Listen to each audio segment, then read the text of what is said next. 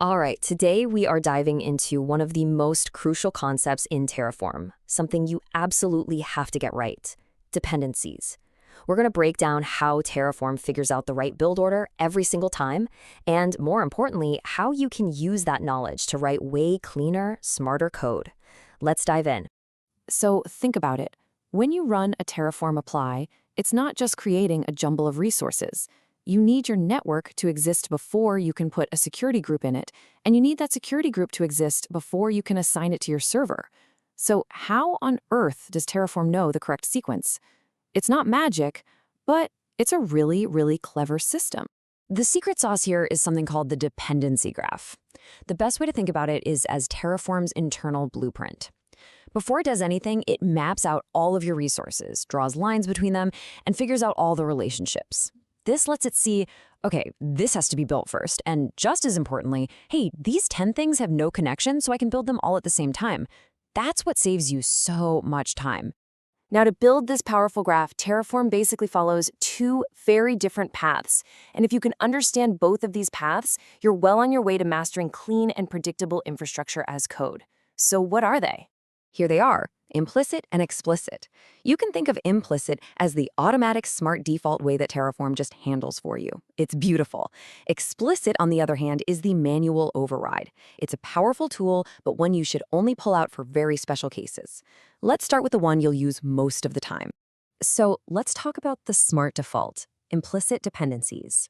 This is all about letting Terraform do the heavy lifting and connect the dots for you, which, trust me, it's incredibly good at.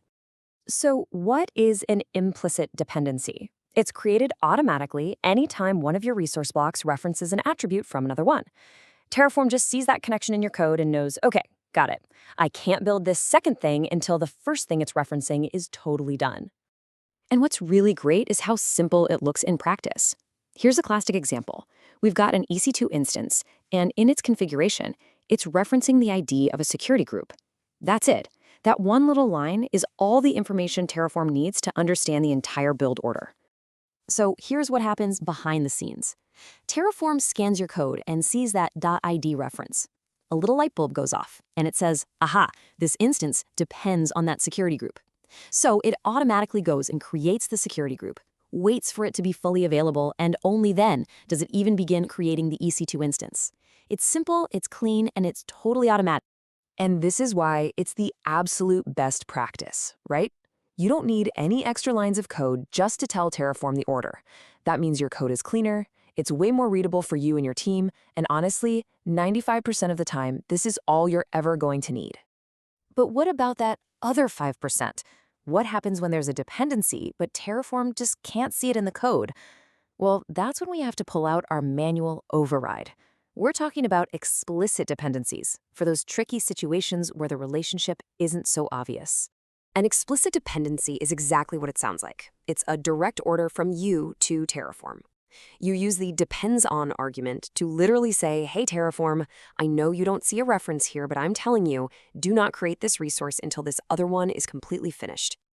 Okay, let's look at this example.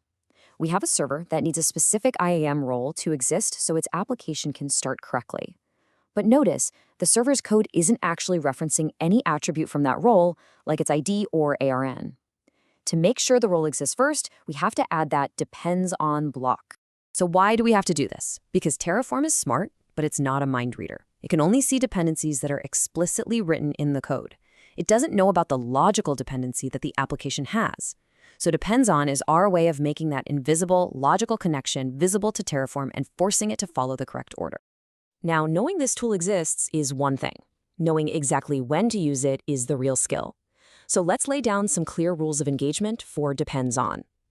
This table really says it all. Implicit dependencies, they're automatic, they make your code super readable, and they're always the best practice. Explicit dependencies, they're manual, they can make your code harder to understand, and you should only use them when you absolutely have to. Notice that risk of misuse column? There's a good reason it says medium.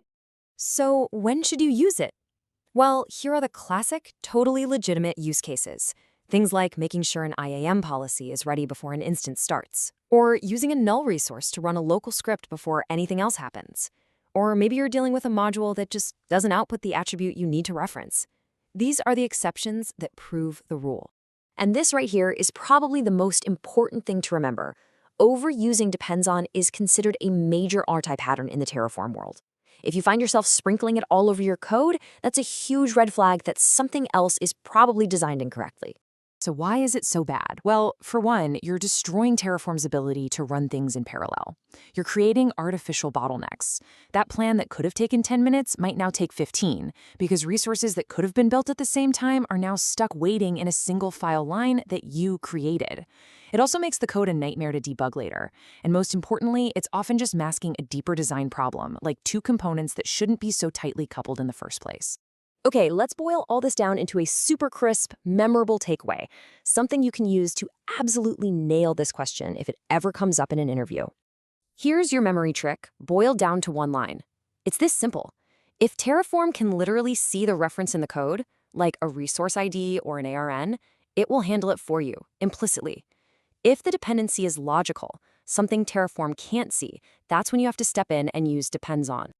And here is the polished, perfect answer. You say this, and you're golden. Terraform uses implicit dependencies by default through resource references. Explicit dependencies using depends on are only required when no direct reference exists, but ordering is still critical. It's concise, it's accurate, and it shows you really get it. So I'll leave you with a little bit of homework. Now that you know the rules and you know the risks, go take a look at your own Terraform code. Do you have a depends on lurking in there that could actually be replaced by a proper implicit reference? Is it maybe hiding a small design problem that you could fix? Something to think about. Thanks for tuning in.